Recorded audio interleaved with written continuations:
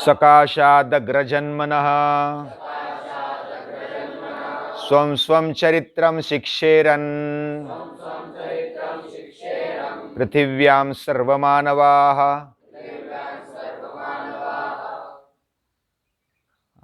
पृथ्वी पर के सभी मनुष्य ये भारत में रहने वाले हर एक व्यक्ति से प्रेरणा ले सकते हैं, सीख सकते हैं। और कैसे सीख सकते हैं? वह कहीं पढ़ाने के लिए नहीं जाते, वो स्वचरित्र से सिखाते हैं, अपने आचरण में ला करके वो सिखाते हैं। वो बोलते हैं तो बोलने के पहले आचरण में लाते हैं, फिर बोलते हैं। या तो बिना बोले भी आचरण से बहुत सारे लोग सीख जाते हैं। इस देश में जन्मे हुए जो अग्रजन्मनी है, और हर एक व्यक्ति अग्रजन्मनी हो सकता है, यह हमारे संस्कृति की धारणा है। श्रीमद् भगवद गीता की भी यही धारणा है कि हर कोई अग्रणी यानी कि अग्रभाग में एक नंबर में हो सकता है।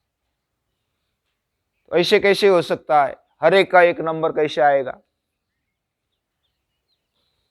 तो एक नंबर वैसे स्पर्धा लगाएंगे तो नहीं आएगा, लेकिन हर कोई व्यक्ति ये एक यूनिट है, यूनिक है, और उसके लेवल पर वह चैतन्य का अंश है, और वो दुनिया का नागरिक है, प्रथम नागरिक है। क्योंकि दुनिया का प्रथम चैतन्य वो उसमें रहता है, इसलिए वो प्रथम नागरिक है और अग्रणी है। हर एक में वही चैतन्य है। ममैवांशो जीवलोके, हर एक जीव में मेरा अंश है। सर्वस्य चाहम हृदि सन्निविष्टो, इसलिए तो हमें महत्व है।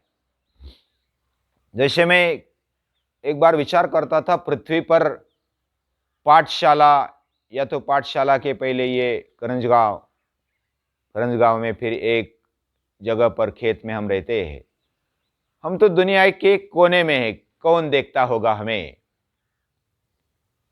लेकिन जब अभ्यास किया कि पृथ्वी गोल है, और गोल पर हम किधर भी रहेंगे तो हमारे लिए वो सेंटर है।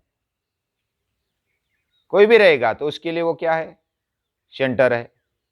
गोल में कहां पर भी अपने आप को मानो और इमेजिन करो कि पूरी पृथ्वी मेरे नीचे है, मैं सेंटर में हूं। ऐसा हर कोई कह सकता है।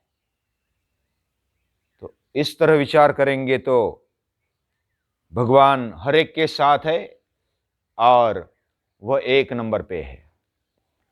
वैसे एक नंबर पे रहने वाले चरित्र वो कैसे होते हैं, और जो भी पीछे रहते हैं, पीछे अपने आप को मानने वाले, वो कैसे रहते हैं? ये चरित्र का चित्रण महाभारत में दिखाई देता है। यानी हमने पहले भी देखा कि महाभारत में सभी प्रकार के चरित्र दिखाई देते हैं। दुनिया में जो भी चरित्र हम इमेजिन करेंगे, उस जैसा चरित्र महाभारत में देखने को मिलेगा है। इतने सारे चरित्र महाभारत में है, और अभ्यास भी इतना है कि हम उसको बहुत लंबे समय तक अभ्यास कर सकते हैं। अभी हमारी कहानी कहां तक आ गई कि धृतराष्ट्र का जन्म हुआ अंबिका से, और अंबालिका से पंडु राजा का जन्म हुआ, और दासी पुत्र विदुर दासी से जन्मे, और इस प्रकार वह बढ़ते गए। धीरे धीरे बचपन से हर कोई बढ़ता है, तो वो भी बढ़ते गए। धृतराष्ट्र, पंडु और विदुर वो जन्म से ही कुरुवंश और उस कुरुक्षेत्र में बढ़ते रहे, और उनके बढ़ते समय भीष्म पितामह उन्होंने बढ़िया राज्य बनाया, और ऐसा राज्य बनाया, समय पर वर्षा होती थी, फसलें बहुत ही अच्छी आती थी, सभी को खाने के लिए धन धान्य मिलता था। सभी शरीर से बहुत ही भक्कम थे, कोई बीमार या तो दुबला पतला नहीं था। कोई असमय मृत्यु भी नहीं होता था। सभी को न्याय मिलता था।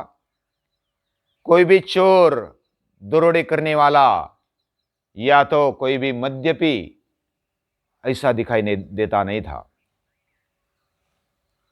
और पूरे राज्य में कोई भी स्त्री विधवा नहीं होती थी।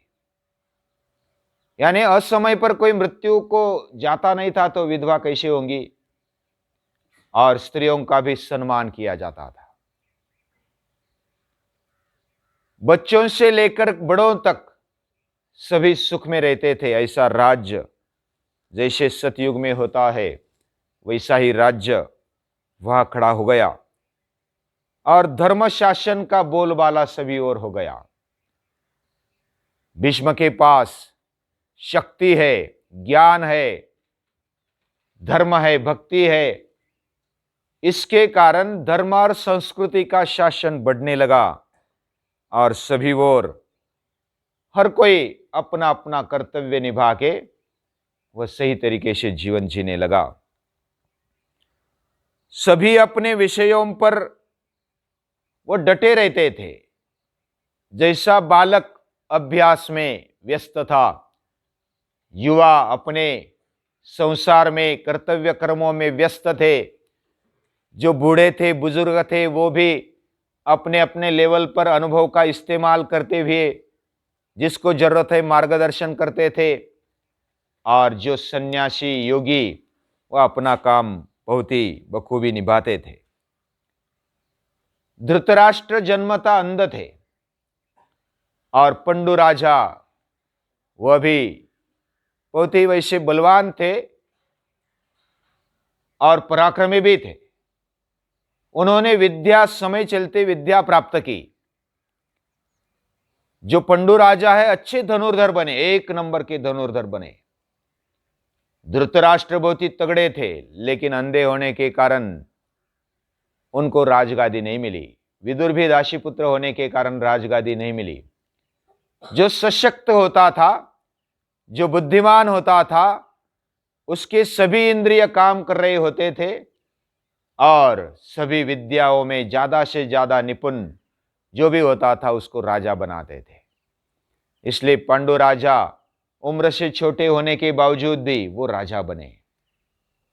और ऐसे राजा बनने के बाद उन्होंने नमस्कार किया भीष्म पितामह को और अपने बड़े भाई धृतराष्ट्र को, और माताओं को नमस्कार करके, जो भी बुजुर्ग थे उनको नमस्कार करके वो सोचा कि मैं दिग्विजय करूं। उन्होंने दिग्विजय करने के लिए बाहर निकले और सभी दिशाओं में वो गए। उन्होंने बहुत ही कम समय में पूरे राजाओं को हराया और वो दिग्विजयी बने। धृतराष्ट्र की उसके पहले शादी करा दी गई।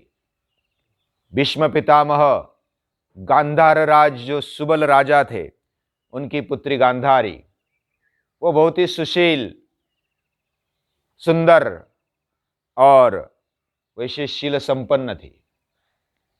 ऐसी रानी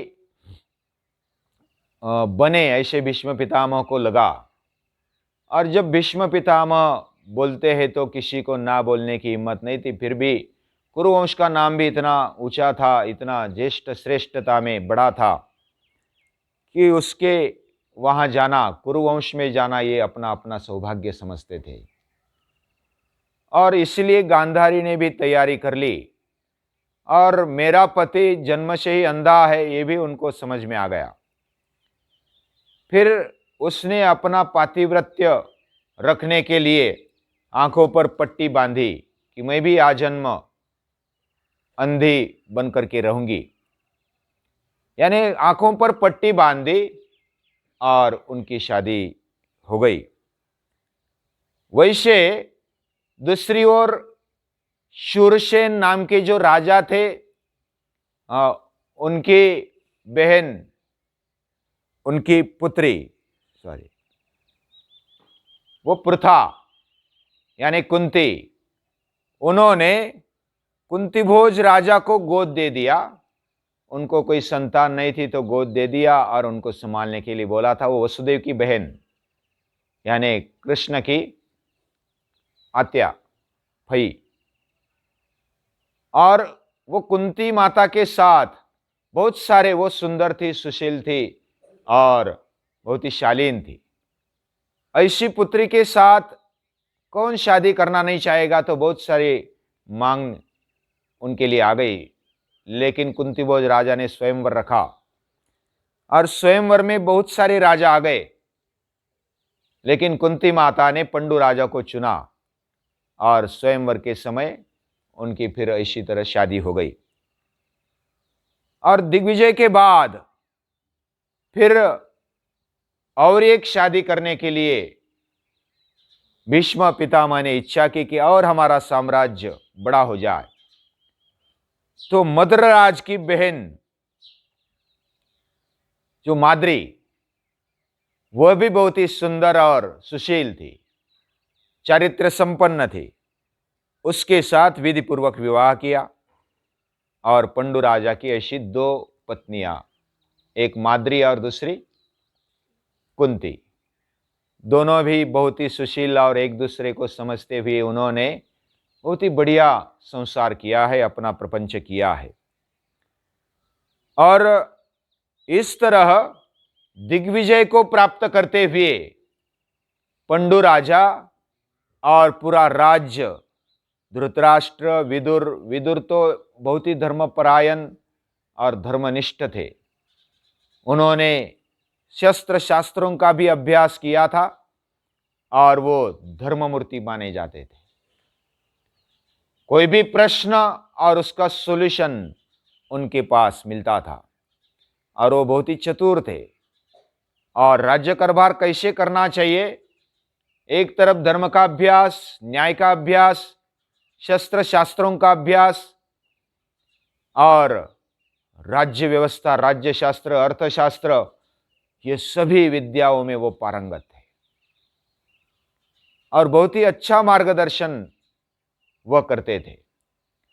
ऐसा उनका राज्य बहुत ही बढ़िया बना, चारों दिशाओं में विजय की पताका फैलाते हुए पंडु राजा ने सभी को परास्त किया और बहुत सारे राज्य उन्होंने मंडलिक बना दिए। और वो सकुशल वापस लौटे दिग्विजय के बाद, तो भीष्म पितामह को बहुत ही आनंद हुआ और उन्होंने आलिंगन दे दिया कि अभी मैं खुश हूं, प्रसन्न हो, कि कैसा राज्य होना चाहिए, ये आदर्श राज्य हमने खड़ा किया है, ऐसा समझकर सभी आनंदित हो गए। और भीष्म ने फिर सभी राजाओं को निमंत्रित करके सभी को एक आह्वान किया कि हम अच्छा राज्य बनाए रखें, धर्म का राज्य बनाए रखें। और इस तरह उनका लालन पालन होते होते उनका बहुत ही हस्तिनापुर का राज्य बढ़िया बनने लगा। अभी आगे फिर धृतराष्ट्र और पंडु राजा, इनके फिर पांडवों का और कौरवों का जन्म होता है और उनके फिर आगे की जो महाभारत की मूल कथा इधर से शंतनु राजा से प्रारंभ होकर के आगे बढ़ती है। अभी जो कथा है वह और इंटरेस्ट निर्माण करने वाली है और हमारे बुद्धि में, हमारे पूरे जीवन में वह जब हम बारीकी से उसका अभ्यास करेंगे एक एक चरित्र का, तो बहुत ही अभ्यासनीय है। हम कौन से लेवल पर है, कौन से चरित्र को कितना महत्व देना चाहिए, ये महर्षि वेदव्यास ने बहुत ही अच्छी तरीके से उसका चरित्र चित्रण किया है। उसका अभ्यास हमारे लिए, वो हमारे जीवन को बनाने का एक सही रास्ता है। आगे बढ़ेंगे, जैसे जैसे आएंगे वैसे आगे देखेंगे क्या क्या है। आज के लिए इतना ही।